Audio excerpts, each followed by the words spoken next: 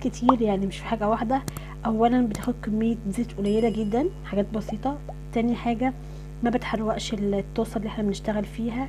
يعني بالظبط كده احنا لو هنعمل في طاسه جرانيت او تيفال او سيراميك وخايفين ان هي تتجرح من معلقه المونيا، هنستخدم الطريقه اللي انتوا شايفينها دي، هتحافظ عليها وروعه تحفه جدا جدا.